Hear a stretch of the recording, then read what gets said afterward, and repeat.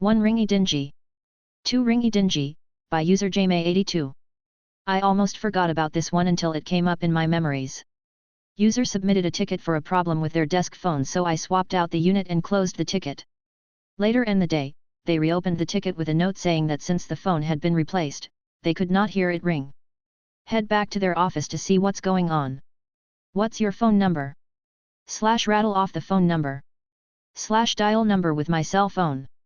/ phone rings. You can't hear that. Oh, it's a different ringtone. I didn't know where it was coming from. You've got the only phone and only desk in the room. The entire hallway is empty. Yeah, well. And the lights are flashing. Just go away. I'll talk to your boss about your attitude. You're my knight in shining armor, by user Savannah Farrow. A lot of posts on this sub are about annoying users, and I have plenty of tales about them. But this is a tale about one of the reasons I love my job. I was working at a law firm a while back. It was a very quiet office. But one afternoon I heard someone scream no. Then I heard someone running towards my office. The user burst in saying she had been working on a document all day, facing a tight deadline. But when she closed out of the doc, she accidentally clicked no instead of yes when prompted to save her changes. While I was taking a look, she kept saying things like "I'm so stupid." But I was quickly able to recover her doc. She was so amazed and relieved. The next day, I found a handwritten thank you card and a $25 gift card on my desk.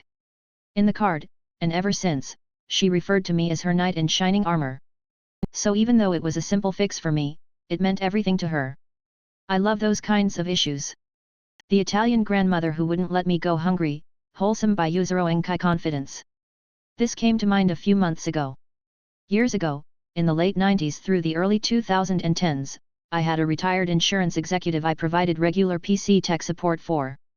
His name was Rich and he retired around 1996 after a long career, so he didn't exactly grow up with computers, but he wanted to be able to Skype with his grandkids and family across the world, as they were empty nesters at this point. He had regular questions and issues, most of which were simple, typical stuff. How do I find this Word document I made? How do I save a favorite website icon? How do I print an envelope? And so on.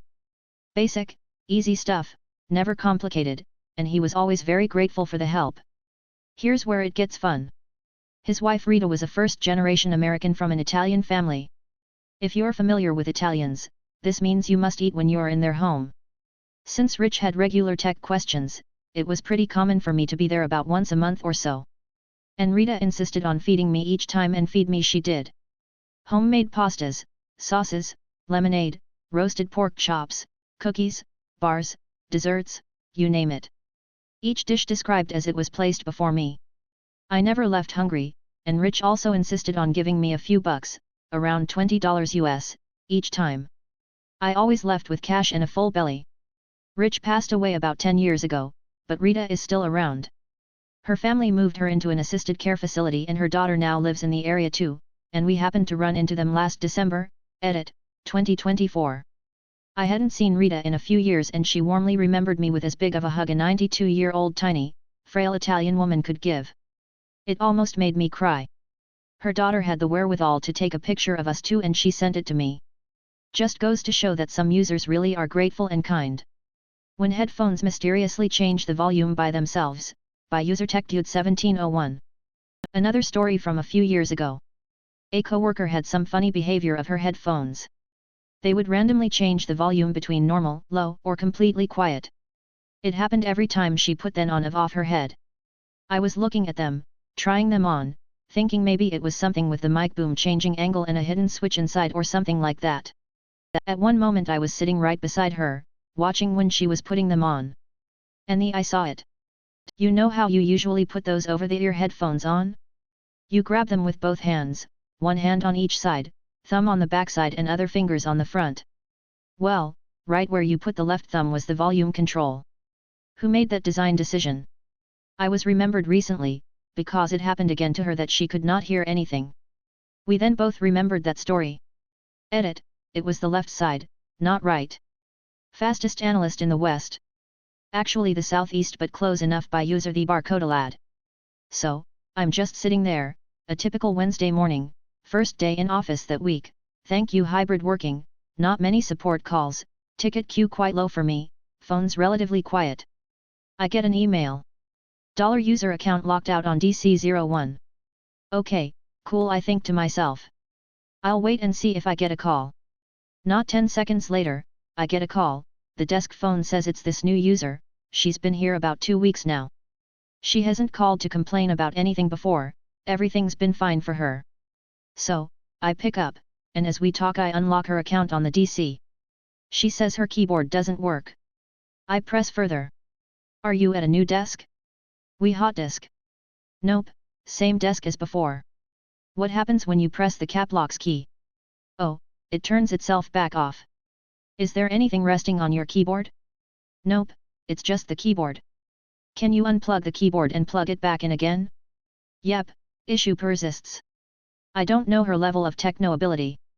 So I decide to make the trip up the 2 flights of stairs. I get to the desk she said she was at. She's there. So is all of her equipment. But, she had her laptop sitting atop its case, which sat atop the keyboard and mouse, which clearly had buttons being depressed. Naturally, this depressed my buttons too. You need to take your laptop off the keyboard. She stared at me blankly. No expression, no thought. So I reiterated. You need to take your laptop off the keyboard. It's pressing the buttons and preventing you from typing. She lifted it off, set it down in front of the keyboard, then said, look, my caps lock is weird. Because the laptop registered it as being constantly depressed, it had somehow desynchronized the caps lock between her Citrix session and her actual keyboard. So I unplugged it from the dock, pressed caps lock, plugged it back in, all was fine. Could you just log in for me please? Bam, bosh, done. She's in. And stupid. I went down, chatted with the other analyst who was in, told him everything that happened. He laughed because he watched me get up and rush upstairs. I laughed because you cannot be this stupid with tech and be 25 years old. All in all, the issue took probably 2 minutes to resolve from start to finish. Which is not the fastest call I've ever had, but it was damn close. And I managed to write this essay about it. I like to ramble. 3.